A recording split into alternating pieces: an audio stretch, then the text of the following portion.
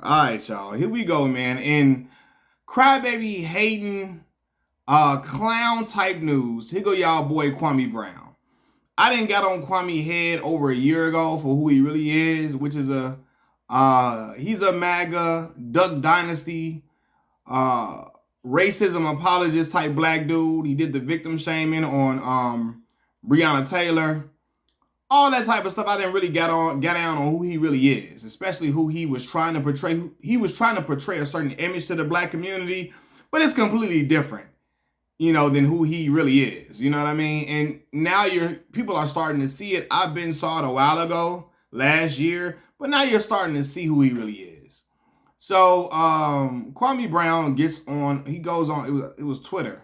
I saw it on Twitter.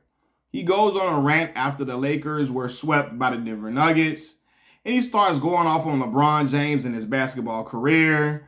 He starts insinuating that LeBron is only big like that because he was getting that push from the media. The media was pushing him. He not great like that. He not great. He ain't that good. He ain't that great. He said if I had a LeBron James jersey, I would be burning it right now. LeBron ain't that, meaning he ain't that good. When he's saying he ain't that, right? He said LeBron is just a stat sheet player.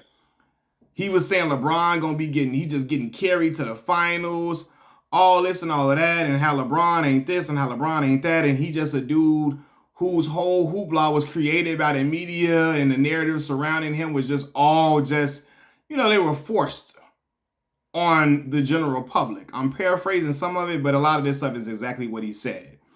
And I'm listening to Kwame Brown, and now he hating and hating and hating. I'm like, look at this clown ass dude, right? He get to talking about how Kobe Bryant would have done this, Michael Jordan. I played with Michael Jordan. He was this and he was that, and Mike was this and Mike was like, and he starts, talking like Mike was this, like Mike could do no wrong. Like Mike could do no wrong. Like Mike could turn. He do the old head, the 50-year-old black man. Mike could turn Gatorade into wine. Mike could walk on water. Mike could feed 10,000 people with one loaf of bread. He started talking that shit, right? And it's so crazy to me. You see this dude, he out here D-riding Michael Jordan. Out here riding Michael Jordan nuts. This the same dude who was hoeing you. Hoeing your ass. Like this is what killed me. You getting hoed every day by this dude, and now you want to kiss his ass and kiss his feet. He hoeing you every day. Got you pissing on yourself, pissing down your leg every day, kicking the ball in the stands, making you go get the ball and shit like that. Miles wasn't doing that to Bron, because he was like that, and they know he wasn't going for that shit. Kwame killed me talking all this alpha male to all these dudes that we used to get hoed back in the day. Get their card pulled on a regular basis. Now they all come out on this YouTube acting like get these false personas. They some alpha male. Dog, I don't care how old you was. You getting hoed all the time. You feel me? There ain't nobody kicking the ball in the stands, making LeBron go get it and run and sweat the damn wave grease out his head. They wasn't doing it to dude, man. MJ was played pickup game with Bron, and he knew what time it was. He knew dude was like that. You, on the other hand, Kwame, you was trash.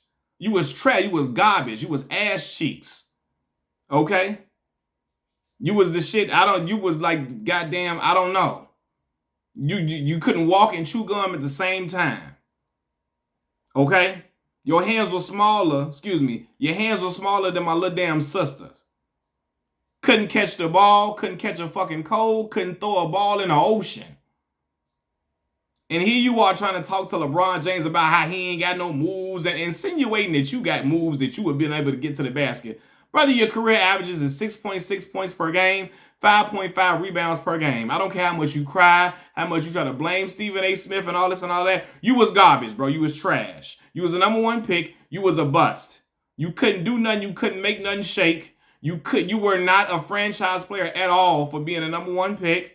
And you was getting holed by Michael Jordan. And in order to save your image, you will kiss Michael Jordan's ass and act like it didn't happen. But Eton Thomas and them, they know what was going on. Eton them know what was going on. They not gonna say it, but they know it wasn't just Doug Collins. Mike was hoeing you. And you wasn't doing nothing about it, and you was cool. Now you kiss his ass and you shitting on Brian.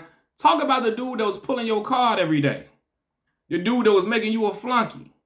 You know what I'm saying? That's what you got to do, you know. But again, Kwame talking all this crazy, so it's just crazy to me. You D-riding a dude. I don't care if Michael Jordan gave you another shot at the end of your career, signed you to a team. He was hoeing you.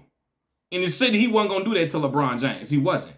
You feel me? So, but what's ironic, then he started talking about, LeBron ain't do this. All these other players got this. You're getting carried, and you know, you really ain't that good. You ain't good. You ain't great. They say you that great. You ain't, bro. Shut the bro. Like really, you sound stupid. Like dudes just be talking. Like what's crazy is this, man. He became the very thing he was crying about.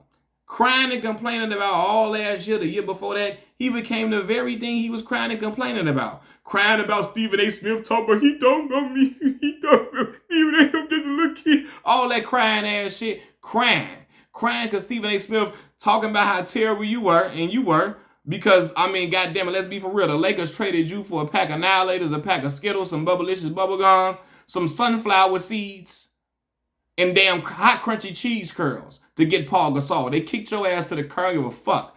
Here, I don't like, you feel me? Give me whatever you got, and then take Paul Gasol. Like they didn't give a fuck, okay? Because they knew they would have traded you for anything. You got traded for Paul Gasol. You feel me? And everybody was scratching their head. And why the fuck would they take that deal? They would have took the damn Annihilators, the Skittles. They would have took the Bubblicious gum. They would have took the sunflower seeds, the hot crunchy cheese curls, the hot fries. You feel me? They would have took the goddamn moon pies, the oatmeal cream pies before they took your trash ass. You know, and it is crazy to see dudes like this. And this is the thing, man. Like, you know, I'm a LeBron fan, but to see certain dudes coming out and trash LeBron in order to be looked at as real men and alpha males and all this shit. All these dudes trying to identify alpha males, they're getting hold on a regular basis, dog. Hold. Your teammates out here, Michael Jordan making you his broad. Come on, dog. Like, cut it out. Kwame was so bad he couldn't remember 2 post moves. And again, he had hands as small as my little sisters. And now he talking crazy, talking cash, dog. Let's be for real. Dropped a whole 7-minute video calling LeBron trash. That's laughable, fam. That's laughable.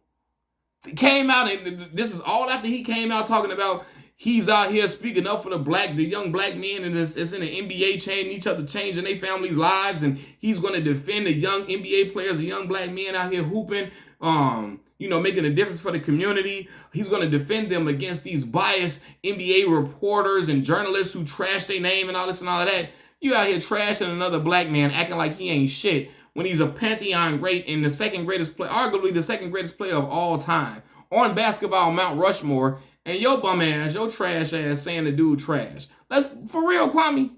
We remember your career, dog. Kwame, you wasn't on shit, dog. I remember watching you. You was the dude, we was like, man, you the dude, as big as you is, you wasn't gonna be getting picked last in the goddamn the pickup game. If you wasn't tall, go ahead and hey man, get the fuck out of here, dog. Get your bitch ass on. Get your ass. I know I'm cussing, but if you don't like it, hey, I'm sorry, y'all Kwame fans. Y'all love Kwame. Get the fuck on. This channel not for you. I'm riding and cooking his ass, sauteing his ass, deep frying his ass, broiling his ass, barbecuing his ass. You hear me? Putting his ass in the what's the goddamn thing? The air fryer. You know, roasting his ass, all that shit. Cause Kwame is just he's one of them old heads. They try to talk like, them old, he tries to appeal to the old head, I'm strong black man, patriarchal black man, all that type of talking all that tough ass shit, and was getting hold. How you talking like you a goon? I don't care how young he was. Dudes wasn't doing Bron like that because they knew he was nice like that. He's gonna tell their ass, get the fuck on, boy. You feel me? I'm the face of the franchise. Get your ass, so old ass, the fuck on.